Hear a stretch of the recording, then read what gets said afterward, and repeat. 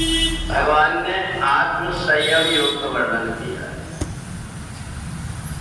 प्राप्त कुल कृताम लोकान सीत्वा शाश्वती क्षमा सुची नाम श्रीमताम के योग भ्रष्टो में जाए। अभी आपने जो सुना है ये भगवान श्री कृष्ण की वाणी।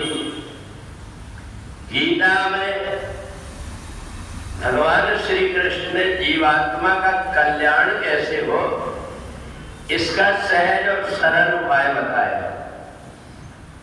एक बार जिस व्यक्ति ने गीता को सुन लिया, पढ़ लिया, उसका मन गीता के लिए अपने आप लालायित हो जाता है।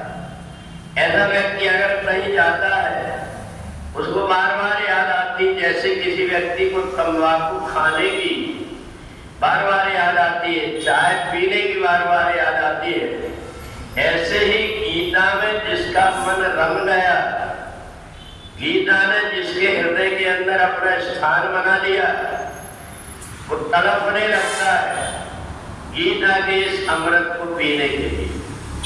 भगवान ने जिस समय गीता का महत्व अर्जुन को बताया तो अर्जुन ने भगवान से पूछा, ये गीता सुन करके मेरा मन प्रसन्न क्यों हो रहा है? भगवान ने कहा कि तुम्हारे शरीर के अंदर हर इंद्रियों में देवता बैठे हुए, और ये जब देववाणी को सुनते हैं, गीता को सुनते हैं, प्रसन्न हो जाते हैं, अंदर अंदर नाचने लगते हैं। और इसलिए जो व्यक्ति गीता का पाठ करता है उसका जब शरीर छूटता है तो उसके शरीर के आसपास ओम नाम की ध्वनि अपने आप उच्चारित होने लगती। उस व्यक्ति के चेहरे को देखो तो ऐसा लगता है कि इसके सामने कोई दिव्य मूर्ति खड़ी हुई है और इसका चेहरा मुस्कुरा रहा है। ऐसा लग रहा है कि कोई दिव्य आनंद में मग्न है और हमें लगता है कि उसका शरीर छूट गया, उसके प्राण तो निकल गए, परंतु प्राण निकलते समय वो भगवान के स्वरूप को देख करके उसके प्राण निकलते हैं। अगर उसकी किसी प्रकार की इच्छा नहीं है संसार में आने की तो वो सीधे परमात्मा के लोक को चले जाता है।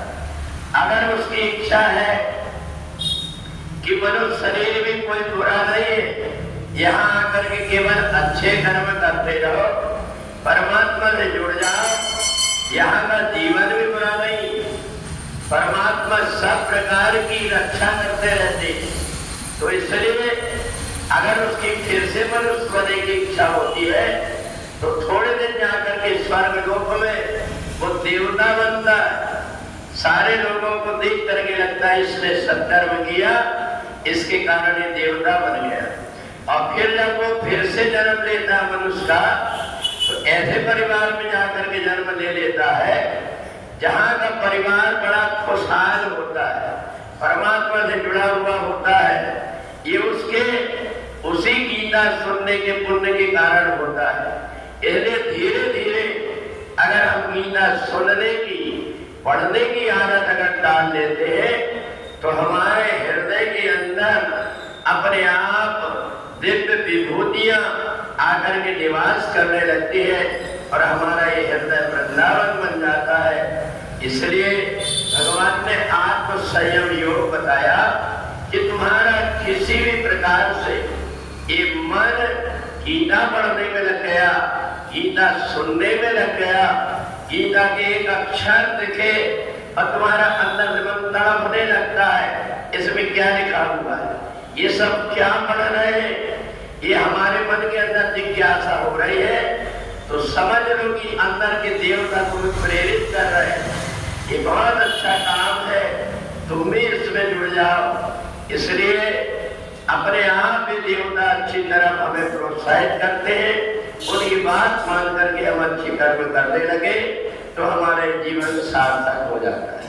बोले वृंदावन बिहारी लाल।